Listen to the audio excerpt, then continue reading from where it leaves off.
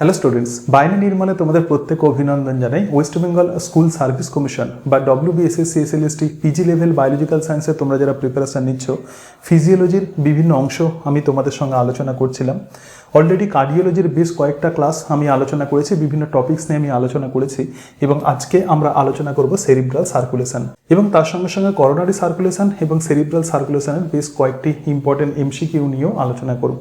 তো cerebral circulation মানে কি? সেরিব্রাল সার্কুলেশন মানে হচ্ছে ব্রেনের মধ্যে যে ব্লাড ফ্লো হচ্ছে, তো সেটাই হলো সেরিব্রাল সার্কুলেশন। আমরা প্রত্যেকেই জানি যে artery generally oxygenated blood carry করে, ডিফারেন্ট অর্গানসে আমাদের আর্টারি অক্সিজেনেটেড ব্লাড ছড়িয়ে দেয় এবং তার সঙ্গে সঙ্গে যেগুলো কার্বন ডাইঅক্সাইড যুক্ত রক্ত বা যেগুলোকে আমরা বলি দূষিত রক্ত, সেগুলো প্রধানত ভেনের মধ্য দিয়ে সার্কুলেটেড হয়। তো ব্রেনের মধ্যে যে সার্কুলেশন, তো তাকেই আমরা বলবো সেরিব্রাল সার্কুলেশন। তো প্রথমেই আমাদেরকে পড়তে হবে সেরিব্রাল সার্কুলেশনের অ্যানাটমি, অর্থাৎ কোন আর্টারি এবং কোন ভেন প্রধানত আমাদের ব্রেনেতে গেছে, তো সেগুলো সম্পর্কে আমরা দেখব এবং তার সঙ্গে সঙ্গে কিছু ইম্পর্টেন্ট নোটস আমরা দেখব। দেখো, তোমাদের সিলেবাসে আছে কি পিকিউলারিটিস অফ সেরিব্রাল সার্কুলেশন। তো এই ইম্পর্টেন্ট নোটসে প্রধানত সেই পিকিউলারিটিস অংশগুলোই আছে, মানে এমন কিছু কিছু ক্যারেক্টার্স যেগুলো কেবলমাত্র সেরিব্রাল সার্কুলেশনের ইম্পর্টেন্ট ক্যারেক্টার্স। তো সেই অংশগুলো আমরা দেখব এবং তার সঙ্গে সঙ্গে আমরা দেখব যে regulation of the cerebral circulation. দেখো, সেরিব্রাল সার্কুলেশন একদম করোনারি সার্কুলেশনের মতোই কিন্তু অটো রেগুলেটেড, অর্থাৎ যখন আমাদের ব্রেনের প্রয়োজন হয় তখন ব্লাড ফ্লো এক্ষেত্রে বেড়ে যায়, অর্থাৎ মেটাবলিজম যখন ব্রেনেতে বেশি হয় তখন ব্লাড ফ্লো বেড়ে যায়, আবার যখন মেটাবলিজম কম হয় ব্রেনের মধ্যে তো তখন ব্লাড ফ্লো কমে যায়। তার মানে এটা কিন্তু অটো রেগুলেটেড প্রসেস, ঠিক আছে। এর সাথে সাথে সেরিব্রাল সার্কুলেশনে আরও একটা অত্যন্ত গুরুত্বপূর্ণ অংশ আছে, তো সেটাই হচ্ছে ব্লাড ব্রেন ব্যারিয়ার। তো এই ব্লাড ব্রেন ব্যারিয়ার কি, এগুলো সম্পর্কে আমরা যেমন দেখব, তার সঙ্গে সঙ্গে মাল্টি ড্রাগ রেজিস্ট্যান্ট প্রোটিন বা MDR1, তো এগুলো কি এই সম্পর্কেও দেখব। এবং এর সাথে সাথে তোমরা জানো যে ব্রেনের সঙ্গে রিলেটেড একটি অত্যন্ত গুরুত্বপূর্ণ ডিজিজ, তো তাকে আমরা বলবো স্ট্রোক। তো এই ব্রেন স্ট্রোক কেন হয়, তো সেই সম্পর্কেও আমরা দেখব এবং সবশেষে আমরা আলোচনা করব সেটা হচ্ছে যে MCQs on coronary and cerebral circulation, অর্থাৎ করোনারি এবং সেরিব্রাল সার্কুলেশন এই যে অংশ তোমাদেরকে আমি বললাম বা থিওরি যেটা বললাম, তো সেখান থেকে কোন ধরনের MCQ আসার চান্স আছে, তো এগুলো সম্পর্কে আলোচনা করব। তাহলেই আমাদের কার্ডিওলজি সিরিজ কিন্তু শেষ হয়ে যাবে। যেরকম বলছিলাম যে এরপরে কিন্তু আমি তোমাদের সাথে আলোচনা করব স্পোর্টস ফিজিওলজি। তোমরা হয়তো ভাবছো যে স্পোর্টস ফিজিওলজি ওতে হিউজ সিলেবাস, কিন্তু স্পোর্টস ফিজিওলজি একটু কম্প্যাক্ট নোটস তোমরা যদি পড়ো তাহলে স্পোর্টস ফিজিওলজি সহজেই গ্রিপের মধ্যে নিয়ে চলে আসতে পারবে। 3 থেকে 4টে ক্লাসের মধ্যেই আমি কিন্তু স্পোর্টস ফিজিওলজি তোমাদের কমপ্লিট করে দেবো। দেখো, সেরিব্রাল সার্কুলেশনের প্রথমেই আমরা যেটা দেখবো, তো সেটা হচ্ছে অ্যানাটমি। প্রধানত blood flow to the brain by the 4 large artery. তার মানে ব্রেনের মধ্যে অক্সিজেনেটেড ব্লাড ক্যারি করছে 4টি বড় বড় আর্টারি এবং সেই 4টি বড় আর্টারির মধ্যে 2টি হচ্ছে ক্যারোটিড আর্টারি এবং 2টি হলো ভার্টিব্রাল আর্টারি, রাইট। সুতরাং এখানে দেখতে পাচ্ছ যে ব্রেন এবং ব্রেনের মধ্যে সার্কুলেশন হচ্ছে, তো দুটো লার্জ আর্টারি গেছে, এই দুটোর যে রেড আর্টারি দেখতে পাচ্ছ, তো এগুলোই হচ্ছে ক্যারোটিড আর্টারি, দুটো ক্যারোটিড আর্টারি এবং তার সঙ্গে সঙ্গে এখানে যেটা দেখতে পাচ্ছ, তো এটাই হচ্ছে ভার্টিব্রাল আর্টারি। তো এই দুটো ক্যারোটিড আর্টারি আর ভার্টিব্রাল আর্টারি ব্রেনের একদম বেসে একটা স্ট্রাকচার তৈরি করছে, তো সেই স্ট্রাকচারটার নাম হলো সার্কেল অফ উইলিস। এরপরে এই সার্কেল অফ উইলিস থেকে আবার অসংখ্য ছোট ছোট আর্টারি বেরিয়ে এসেছে এবং সেই সমস্ত আর্টারিগুলোকে আমরা বলবো পায়াল আর্টারি, রাইট। তাহলে দেখো, দুটো ক্যারোটিড এবং দুটো vertebral artery merge at the base of brain, ব্রেনের একদম বেসে এরা মার্জ হয়ে যাচ্ছে এবং সেই মার্জিং যে পোর্শন, তো তাকেই আমরা বলছি সার্কেল অফ উইলিস। এরপরে এই সার্কেল অফ উইলিস থেকে আবার কিছু আর্টারি চলে এসেছে ব্রেনেতে, তো তাদেরকে আমরা বলবো pial artery. So this pial artery branch out into the smaller vessel. এরপরে এই যে পায়াল আর্টারি আছে যেগুলো, তো বড় বড় যে আর্টারি আমরা দেখতে পাচ্ছি সার্কেল অফ উইলিস থেকে এসেছে, তো সেগুলো আবার অসংখ্য ছোট ছোট ব্লাড বা ছোট ছোট আর্টারিয়লস এরা বিভক্ত হয়ে গেছে এবং এই সমস্ত আর্টারিয়লসগুলোকেই আমরা বলবো penetrating artery or the arterioles. So go down into the brain tissue. তারপরে এই যে penetrating artery and the arterioles, penetrating মানে কি? পেনিট্রেটিং মানে যেটা প্রবেশ করছে, তাহলে এই পেনিট্রেটিং আর্টারিগুলো ব্রেনের টিস্যুর মধ্যে প্রবেশ করছে এবং তার সঙ্গে সঙ্গে এরা কী করছে, go down into the brain tissue and then into the capillary where exchange of the materials, মানে ব্রেনের মধ্যে ক্যাপিলারি তৈরি করছে এবং সেই ক্যাপিলারির মধ্য দিয়ে আমরা জানি যে ক্যাপিলারির সঙ্গে টিস্যু থাকে, মানে রক্তজালক থাকে। আর্টারি আর ভেন যে জায়গাতে মিলিত হয়, তো তাকেই আমরা বলবো ক্যাপিলারি। একটা সিঙ্গেল লেয়ার এন্ডোথেলিয়াল সেল দিয়ে প্রধানত ক্যাপিলারি তৈরি হয় এবং ক্যাপিলারির মধ্যে প্রধানত আর্টারিওলস এবং ভেনিওলস থাকে, সেগুলো ইউনাইটেড হয় এবং ব্রেনের টিস্যু তার সঙ্গে কানেক্টেড থাকে। তাহলে ব্রেন টিস্যু থেকে CO2 ওই ক্যাপিলারিতে চলে যায়, আবার ক্যাপিলারি থেকে অক্সিজেন কী হবে, ব্রেন টিস্যুতে চলে যায়, ঠিক আছে। সেই জন্য বলছে যে then into the capillary where the exchange of the materials occurs. তাহলে আটারি আমরা কতগুলো দেখলাম? 4টি মেন আটারি আছে যারা সার্কেল অফ উইলিসে প্রথমে ইউনাইটেড হচ্ছে, তারপরে পায়াল আটারিতে পরিণত হচ্ছে এবং তারপরে ছোট ছোট পেনিট্রেটিং আটারি অলসো পরিণত হচ্ছে, রাইট? এর সঙ্গে সঙ্গে দেখো বলছে যে venous blood from the brain drain into the internal jugular when.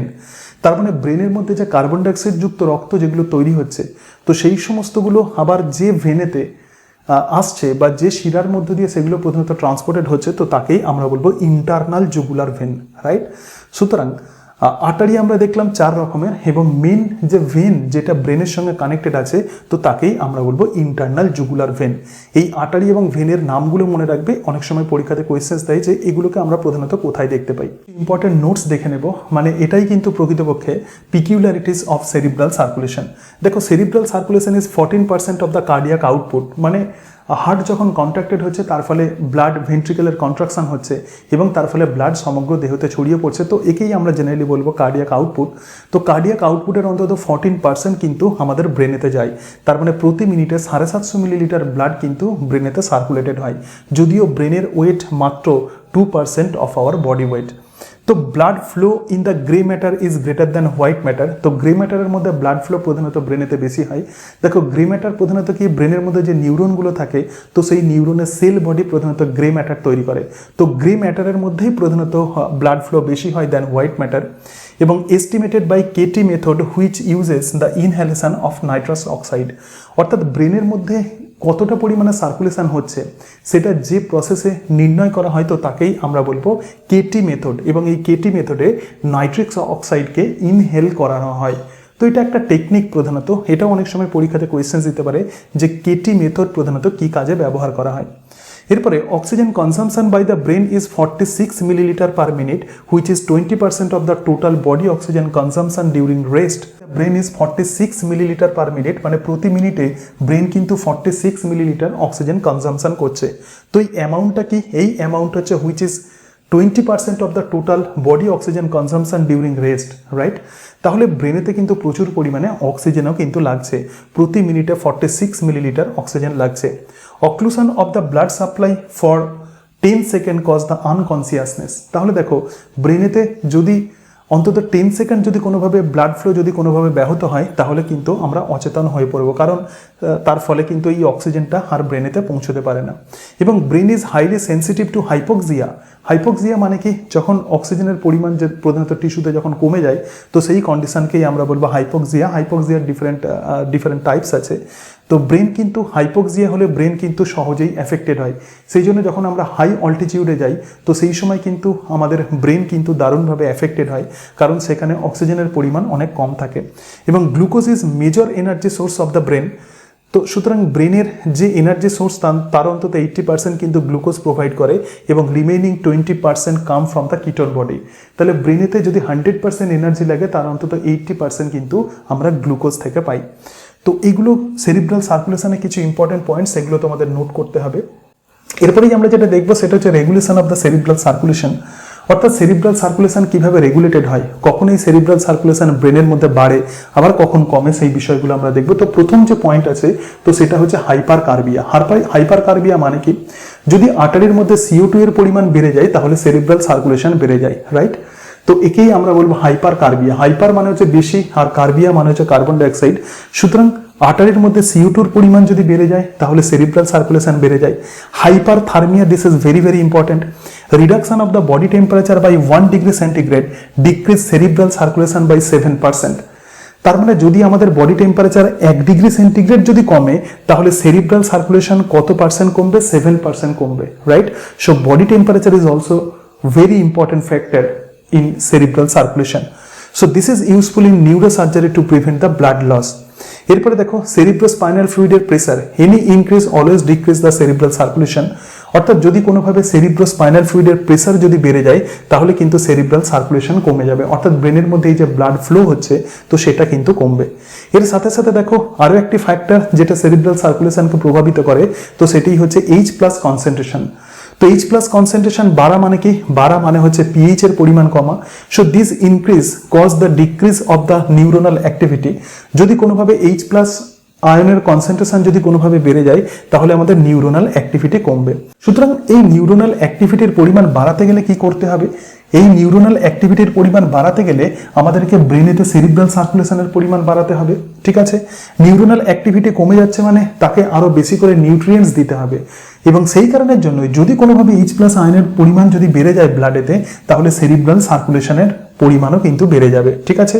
So this will also carry the extra amount of H+, carbon dioxide এবং other acid forming substances in the brain, right. So এটাই হচ্ছে H+ আয়নের কনসেন্ট্রেশনের প্রধানত গুরুত্ব। তাহলে আবার বলছি, H+ আয়নের পরিমাণ যদি বাড়ে তাহলে সেরিব্রাল সার্কুলেশন কিন্তু বেড়ে যাবে। রোল অফ অক্সিজেন, দেখো, decrease oxygen level increase the blood flow by the vasodilation. যদি কোনোভাবে আর্টারিতে যদি অক্সিজেনের পরিমাণ কমে তাহলে রক্তবাহ প্রসারিত হবে বা ভ্যাসোডাইলেশন হবে, এবং তার ফলে কিন্তু আমাদের ব্রেনেতে কিন্তু ব্লাড ফ্লো হবে। দেখবো তো সেটাই হচ্ছে astrocyte. Astrocyte surround the blood vessels in the brain.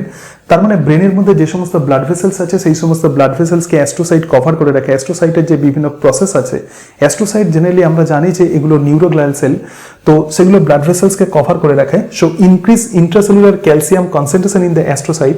অ্যাস্ট্রোসাইটে যদি ক্যালসিয়ামের পরিমাণ যদি বেড়ে যায়, দেখো বাইরে থেকে ক্যালসিয়াম এখানে ঢুকছে, তাহলে কি হবে? তাহলে ভ্যাসোডাইলেশন অফ দ্য নিয়ারবাই আর্টারিয়ালস, তখন এই অ্যাস্ট্রোসাইট কি করবে? সেটা তো ব্রেনের আর্টারিয়ালস এর কাছেই আছে, তাহলে সেখানে ভ্যাসোডাইলেশন হবে এবং তার ফলে কিন্তু অটোমেটিক্যালি ব্লাড ফ্লো বেড়ে যাবে। প্রকৃতপক্ষে কেন এই ক্যালসিয়াম আয়ন কেন অ্যাস্ট্রোসাইটের মধ্যে ঢোকে? কারণ নিউরনের মধ্যে যদি কোনো স্টিমুলেশন হয় তাহলে সেই স্টিমুলেশন গ্লুটামিন প্রধানত এই নিউরোট্রান্সমিটার রিলিজ করে, এবং এই গ্লুটামিন এই নিউরোট্রান্সমিটার বা এই কেমিক্যাল প্রধানত অ্যাস্ট্রোসাইটের কে এমনভাবে চেঞ্জ করে দেয় যে বাইরে থেকে ক্যালসিয়াম প্রধানত অ্যাস্ট্রোসাইটের মধ্যে প্রবেশ করে, এবং তার ফলে অ্যাস্ট্রোসাইট ভ্যাসোডাইলেশন ঘটায় এবং তার ফলে সেরিব্রাল সার্কুলেশন বেড়ে যায়, রাইট।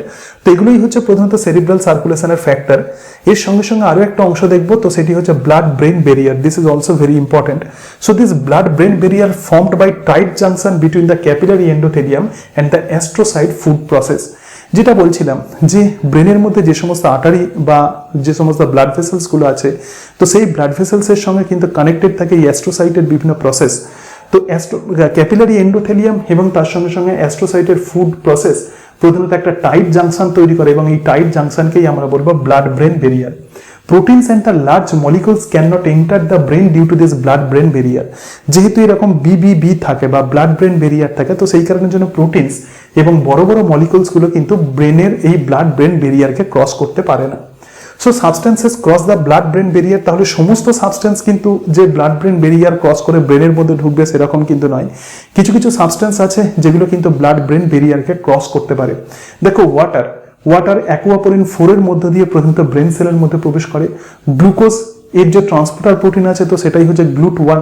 তো গ্লুট1 ট্রান্সপোর্টার প্রোটিনের সাহায্যে প্রধানত ব্লাড ব্রেন ব্যারিয়ার হয়ে গ্লুকোজ কিন্তু ব্রেনের মধ্যে প্রবেশ করে। অবভিয়াসলি গ্লুকোজকে কিন্তু এন্ট্রি নিতেই হবে ব্রেনেতে। যদি গ্লুকোজ এন্ট্রি না নেয় তাহলে কিন্তু ব্রেন এনার্জি পাবে না, রাইট। এর সঙ্গে সঙ্গে দেখো অক্সিজেন, কার্বন ডাইঅক্সাইড এবং steroid hormone, so they can crosses the blood brain barrier. কিন্তু substances don't crosses blood brain barrier. কোন কোন সাবস্টেন্সগুলো ব্লাড ব্রেন ব্যারিয়ার ক্রস করতে পারে না? যেগুলো লার্জ মলিকুল, যেমন প্রোটিন হরমোনস কিন্তু ব্লাড ব্রেন ব্যারিয়ার ক্রস করতে পারে না। এর সঙ্গে সঙ্গে ডোপামিন পারে না, H+ আয়ন পারে না এবং বাইকার্বনেট আয়ন পারে না। এর সাথে সাথে ব্লাড ব্রেন ব্যারিয়ারের সঙ্গে রিলেটেড একটি অত্যন্ত গুরুত্বপূর্ণ অংশ আছে, তো সেটি হচ্ছে MDR1। MDR1 এর পুরো ফর্ম হচ্ছে multi drug resistant protein, also called the multi drug non specific transporter, বা তাকে আমরা বলবো P glycoprotein. If any drug crosses the blood brain barrier, ধর যাক কোনো মেডিসিন আমরা খেয়েছি, তো সেটা ব্লাড ব্রেন ব্যারিয়ার ক্রস করে ব্রেনের মধ্যে ঢুকে গেছে, so they are immediately pumped out by this protein. তখন এই মাল্টি ড্রাগ রেজিস্ট্যান্ট প্রোটিন কি করবে? তখন ওই ব্রেন থেকে ওই ড্রাগকে বা ওই মেডিসিনকে বাইরে বের করে নিয়ে আসবে, ঠিক আছে।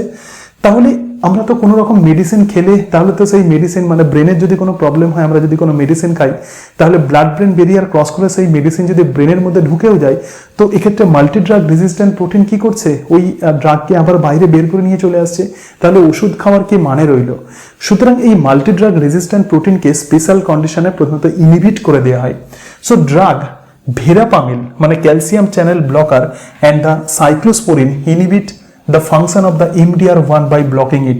সুতরাং এই দুটো ড্রাগ তখন প্রয়োগ করা হয়, ওষুধ প্রয়োগ করা হয়, এবং যেটা প্রধানত MDR1 কে ব্লক করে দেয়, এবং তার ফলে যখন কোনো আমরা মেডিসিন খাবো সেগুলো ব্লাড ব্রেন ব্যারিয়ার ক্রস করে ব্রেনেতে যাবে এবং সে তার প্রপার ফাংশন করবে, রাইট।